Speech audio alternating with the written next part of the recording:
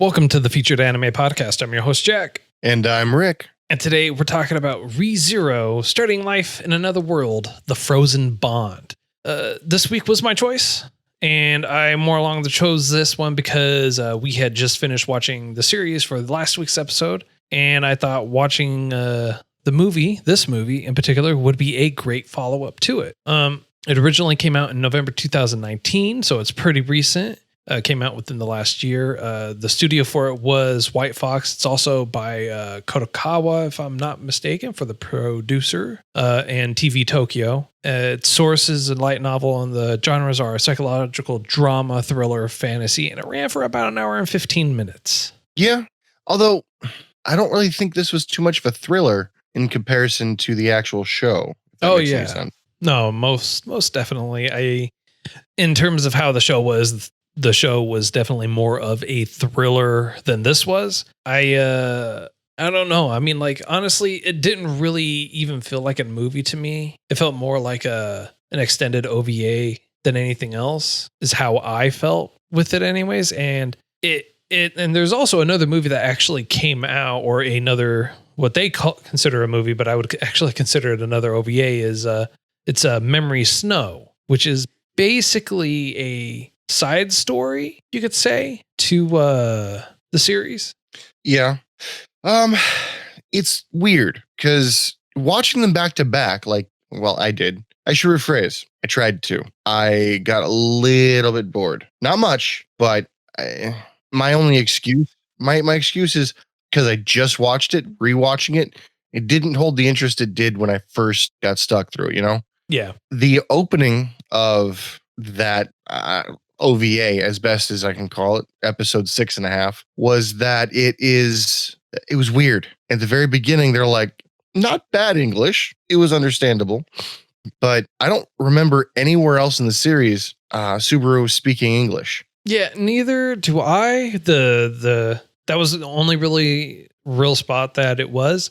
But also, this basically was an equivalent to a beach episode for a lot of the other anime, for the other shows that are out there. This the only difference is this one doesn't have a bunch of fan service. You have a little bit at the end of it when Rem and Emilia are basically hugging on each other because they've been drinking, and then you also hear for the first time, like, Subaru actually state his age as well, that he is going to be turning 18 that year. So he's 17 during basically the events. He said he's not allowed to drink until he's 20. No, he said he said, I'm 18, because Emilia said you're too young, and she didn't know. And the age for drinking in that world is 15. And she had assumed that he was 12. And then she changed it to 13 as if that was much better. And he goes, no, I'm 18.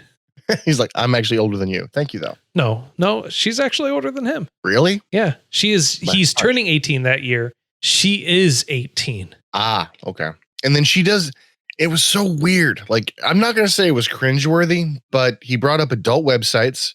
He brought up, it was so weird. He goes, I'm not even allowed to go to adult websites without adult supervision. And then she goes, I'll be adult supervision if you need it. Yeah. And yeah, it was cringy. It was very cringy. And which basically, and the reason why we both kind of bring up Memory Snow is because it lightly touches on the snow festival that they do in Memory Snow. The movie just lightly touches on it in the beginning and then lightly touches on it at the end. And that's about all there is. So basically they could have combined these two separate OVAs into an actual feature-length movie. I guess. I mean, not successfully. I mean, but okay. They could have taken elements from both of them and combined it into a feature-length movie, to an actual movie length, and not have it feel like an OVA is what I really think. Okay, I can see that. But I don't know, like the way that they set it up, an OVA doesn't make any sense because all the main characters don't really apply, in the sense of, when I watch this, the main character to me is not Emilia or Puck, it's Subaru. Subaru was not even mentioned here. So I would say it was maybe more of an effort to make people more empathetic and like Emilia more. Because we actually talked a little bit about this on Discord, and Katz actually said that maybe the producers are upset that everyone decided that Rem was best girl and not Emilia. Oh yeah, which I completely agree with. I mean, like Rem is best girl for the show. I mean, there's hands down, period. But I feel like also at the same time, the writers are trying to make you feel empathetic towards Emilia, because I think what they're going to end up doing for season 2. Now, I haven't started season 2 yet, but I think what they're going to end up doing is turning Emilia into the bad guy in season 2 or towards the end of season 2. You really think so?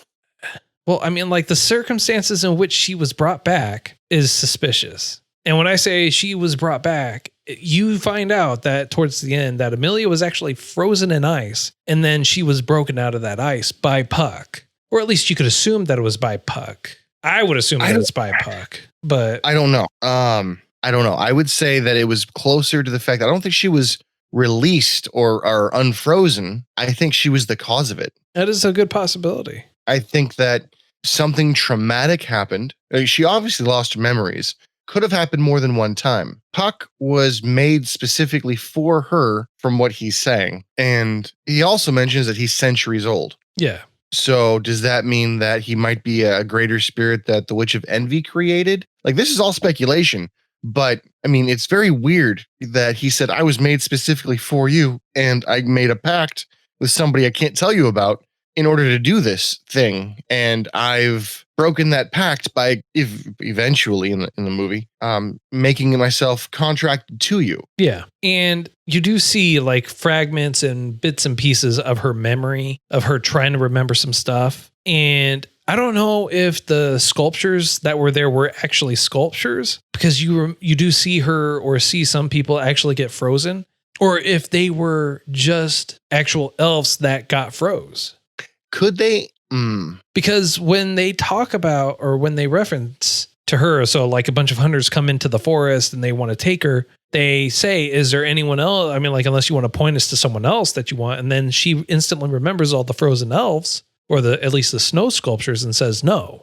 But again, that was probably really close to another reason why she lost her memory. Yeah. I mean, you could go either way. They could be people whom she froze, because you do see kind of sort of images of a flash freeze of these people. But you could also argue that there's no crystallization that comes out of any wounds. Now, maybe that you have to, the prerequisite for that to happen is you have to be injured in some fashion in order for that to go about happening. Like you see when she's confronted by, I would say, arguably bad people. Yep. But like when that goes through, when that actually happens and stuff like that, it's, it was interesting. I didn't realize that Emilia by herself wielded that kind of power.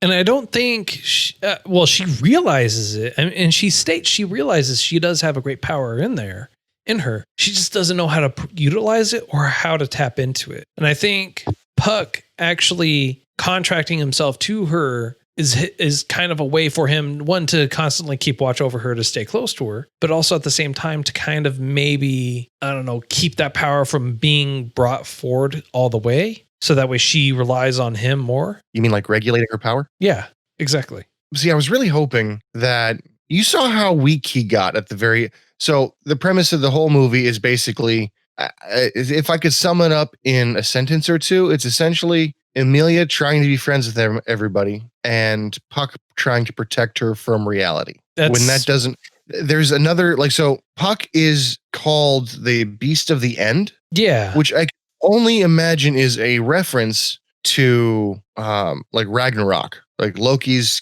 kid, the wolf. Fenrir. I can only imagine that Puck is maybe an adaptation to Fenrir, right? Maybe. You don't think? I mean, it's possible. It is. Fenrir I mean, is at the end of the world, and that mode or that appearance that Puck took over at the very end was very uncat-like. Yeah. More tigerish and stuff like that. But that leads me to believe that he was or is a greater spirit, like to a umpteenth degree. Yeah. And well, one of the things that's really interesting, and I just now remembered this, is remember when Subaru kept going back to the castle towards the end of season 1, and he kept running there and kept getting captured by the witch's cult. And the last one, he actually has a conversation with Puck because Puck arrives there, kills the witch's cult, and then kills Subaru because of Emilia dying. Yeah, I thought that was a really awesome, like not necessarily callback, but Puck actually brings up the hidden hand, and he goes, if you want to do that, you have to do even half as much, and talks about the witch as if he has a personal experience or as if he has been or dealt with her personally before. See, I thought he was talking about Emilia. No. So you think he was talking about the White Witch? Yeah, because I remember him specifically talking about that because he was Beetlejuice was using the invisible hand, and Emilia doesn't use that, but that's something that the Witch of Envy was able to use. So Betelgeuse has something called a witch factor. I did a little bit of reading. You should be proud of me. Got to third grade. Whoop, whoop. All right. And apparently, you remember how we were saying before that the Archbishop of Sloth was a position handed out, and the Archbishop of Pride was still unfulfilled and still yet to be handed out, stuff like that. Yeah. What gives them the power, what it manifests as power, is something called a witch's factor. And the witch factor of Sloth showed up in Betelgeuse in the manner of the hidden hand. But if the witch factor shows up in somebody else, say the Witch of Envy, it's not necessarily the same power.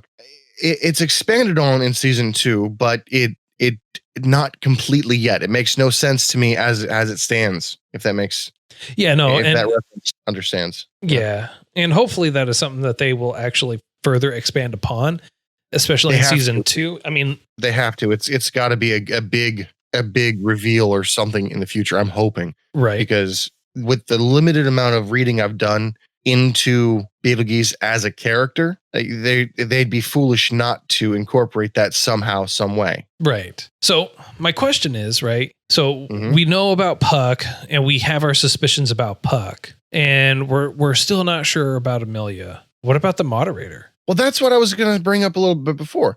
Moderator seems to be a spirit of some kind. It's sorry, not moderator. It's he's called the Great Spirit Melakure, or the Arbiter. The Arbiter. That's it sounds powerful. It sounds important. Well, I mean, like he made himself feel pretty important by talking about rules and casting judgment upon others, and trying to make himself, or at least give the presence of being the one that will cast judgment upon those who break the law of the land, or something like that. Yeah, that was so weird. Like, I think, plot convenience flew in like a wrecking ball and destroyed any hope of the Arbiter winning. Because at the very end, Puck was like, hey, you got to follow the rules because you're the one that's going on about the rules. Even though I've broken every rule in the book, now all of a sudden I want you to follow something because it's convenient to me. Oh, yeah, of course. And I'm like, you dirty, dirty, dirty cat. Oh, yeah. Well, come on, man. I mean, like when you got that plot armor on, or in Puck's case, that plot fur going, and the fluffy part. Yeah, the fluffy fur. That fluffy plot fur. Oh man. Don't get me wrong. The last fight did not excite me at all. I was really going to try to like be enthusiastic, but it was meh at best. I mean, the movie was decent. It gave you an insight to Emilia and gave you the history about her and Puck coming into contract with each other. But that's about the only thing it answered. Yeah. As for anything else. Well, no, I mean, like it helped also like give an accurate description of the witch, Satella. Because when they see her, they go, they said they brought up the hair, they brought up the eyes, they brought up that she was a half elf, or at least part elf, they could tell from the ears. Mm-hmm. They said she is the witch, and that's what they would call her every time they saw her, the witch. Yeah, the thing that gets me, I don't know, it's frustrating. It feels like a good story with lazy writing.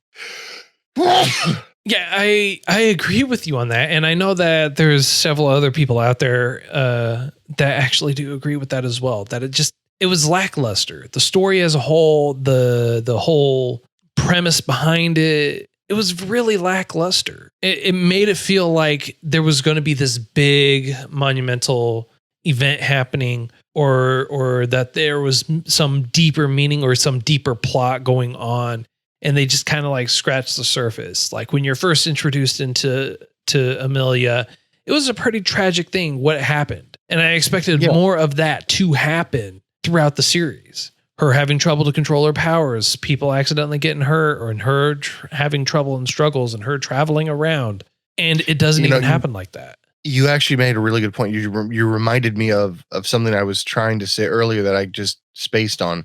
Gotta love ADD, right? Oh yeah. When Puck contracted with her, we haven't seen any minimum, or well, we've seen some of her power when she's communing with the spirits and talking to them in episode like what, 1.5, something like that. Yeah. But here she's a complete badass that can stand on her own, and she unlocks this untapped reservoir of badassery that we never see in any of the life and death situations that she faces, where she quite literally dies with plenty of foreknowledge. She doesn't show any inkling of this massive reserve of power. Well, she does a little bit. Not really. She got her guts torn out, what, 4 or 5 times with plenty of knowledge? Well, she doesn't have that before knowledge. No. What I mean is, like, Subaru was there trying to protect her. And when she was fighting the main female gut killer, but she lived that time. The first time she died was she was stabbed in the side. But all they ever did was use Puck's power. They never used her power. No, they used her power a little bit too. I'll have to rewatch it. I just remember. Even at the end when he's trying to save everyone and the village is being destroyed, she comes out and fights the 10th finger of Beetlejuice. She does that too. I could have sworn that was Puck. No, that was she her. Was mainly manipulating Puck. No, but it goes to my point of I originally thought that maybe Puck was siphoning energy off of her, like he was sharing the power, because the end of the movie, he's basically just this shadow form, and he forms a contract with her, and all of a sudden he's just kick-ass. But in the OVA, are we just going to call it like 6.5 for the OVA? I would just call it the OVA. Okay. In the OVA, he's got a surplus that is just overflowing everywhere. And they reference that he has to actually release the surplus of magic twice a year, at least. At minimum.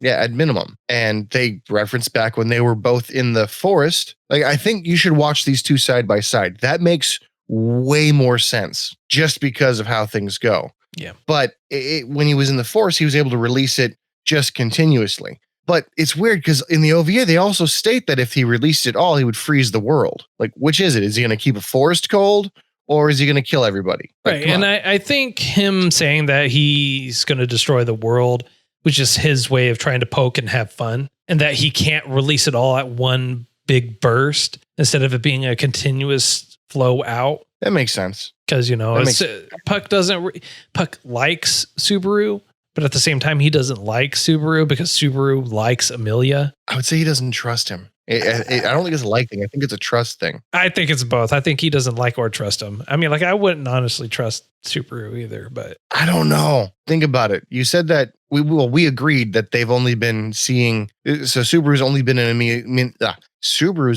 in Emilia's life. I promise I can talk in maybe a month and a half total, if that.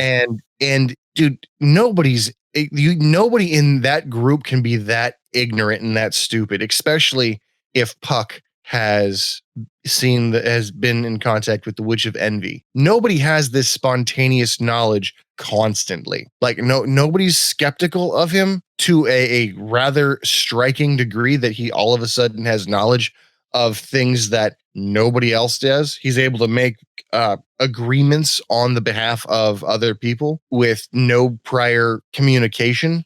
Which it does get called out a couple different times, and they're like, well, what authority do you have to do this? Or why you're like, how did you come by this knowledge or anything else? Right. He does. And he is able to kind of craft it to make it look like he's really intelligent when he's really not. Yeah.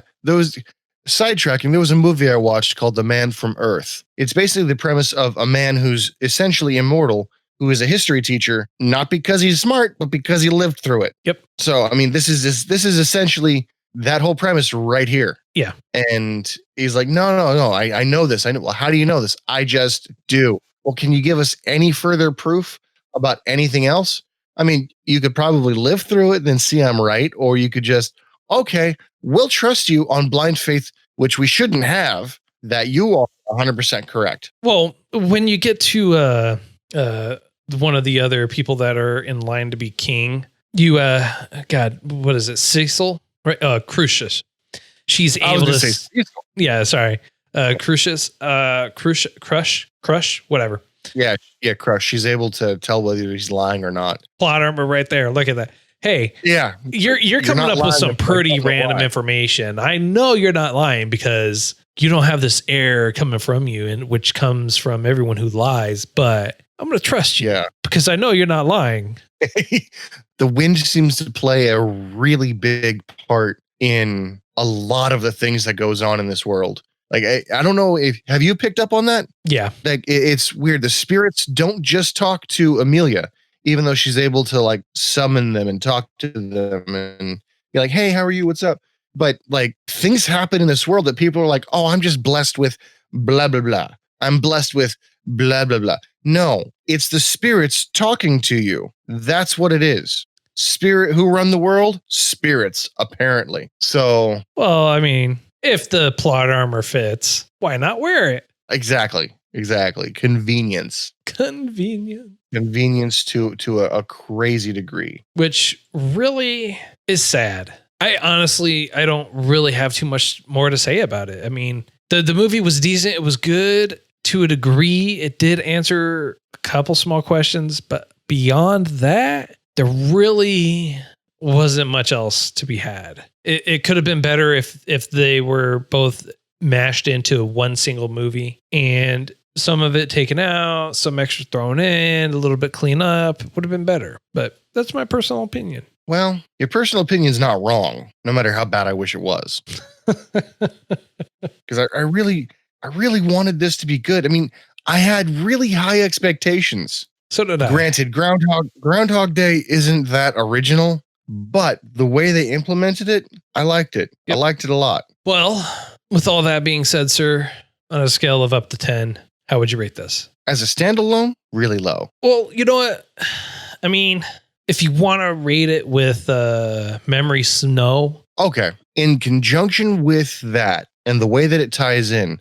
Also, did you happen to see the like after credits? Oh yeah. It's a little touching. I wasn't yeah, it made you feel good. It made you just right there. Subaru is we kind of skipped to this. Emilia's whole thing at the beginning is cleaning these statues, hoping they'll wake up. And that's literally it, cleaning and exploring. And at the very end, Subaru creates these snow people for her because he's like, I think it makes you happy. And he's like, crap, they're already melting. And then he says something prolific, at least in this sense. He goes, I guess ice will always melt. There's no such thing as ice that never melts. And then it makes her cry. And you're like, that means that all those people that she either froze or made up, or perhaps, dude, could you imagine if they're clones? Failed clones. That would be interesting. They're all just waiting. So when one dies, another one's born, another one defrosts. That's interesting. That'd be interesting. There's no evidence for it, but that would be kind of awesome. That would be.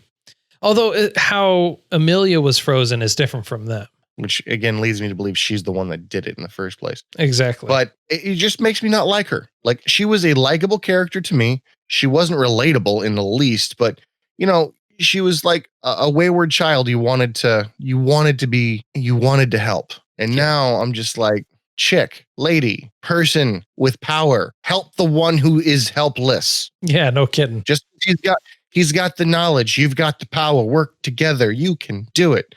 I'm going off on a tangent. So rating it, I'm going to go 5. It was very meh. It was very meh for me. Like, I would say that it's worth watching it's worth watching in the context of the show, but as a prequel, it sucked. I gotta agree with you. I'll give it a 5. And the only reason why I'm giving it a 5 is because I watched the first one, Memory Snow, back to back. So I watched Memory Snow and then I watched this. And that's the only reason why I'm giving it a 5. As a standalone, I honestly couldn't do it. I mean, like, I feel like they have to be seen together once. After that, just forget they exist and move on with your life. Yeah, they don't. Well, I mean, unless they call back to it or unless they incorporate it somehow. But even still, like, it's more questions than answers. Yeah. You know? Yep. And that doesn't sit well with me because it touched nothing on how she met Roswell, or not Roswell. Oh, geez. Roswalla? Yeah. Well, the clown magician, let's call it. Well, they lightly touched on it in the series, and they Yes, also but not in referenced that. So maybe we'll get more answers, but normally Puck at night goes to sleep.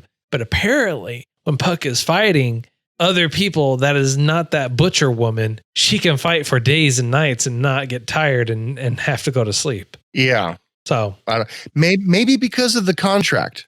Maybe the contract, but no, even before the contract, Puck was going to sleep at night. Oh, remember? Was he though? Yeah, I thought he was just like disappearing. He disappears when he's going to sleep. Fair. I don't know. I didn't like it. I didn't like it as much as I was hoping I would. I like it as a standalone. There was no thrilling nature about it. There was no horror about it. It was just there. Yeah. It was a fantasy drama is basically it. That's how I would honestly classify it. Where do you see the drama? The drama of her having to deal with the fact that she looks like the witch and Puck fighting for her and almost dying a couple of times. Yeah. World ender right there, isn't he? Oh, yeah. Alrighty, my good sir. Next week is my turn, correct? Yes, sir. So my choice for next week is Charlotte. For lack of a better word, it's people with mutant abilities doing stuff. All right. In high school. I don't want to give too much away because I don't really know how to summarize without spoiling. It's a drama school superpower in a cult fiction comedy. Ooh, that works. All right. 10 would watch. Well, that's all the time that we have for today. If you thought this week's choice was good, if you want to share some feedback, let us know what you thought of it. You can reach us out via email, Facebook, Twitter, or in Discord. We are always in there talking about whatever shows we are watching for the podcast and other shows, not just the ones that are about that we're recording for the podcast. And if you're watching this on YouTube or listening to this rather on YouTube, go ahead and leave a comment and we'll be happy to respond to you on there. Don't forget to subscribe and tell everyone else about this. Really helps us out, get the word out there. And until next time, I'm Jack. I'm Rick, and we'll see you next time.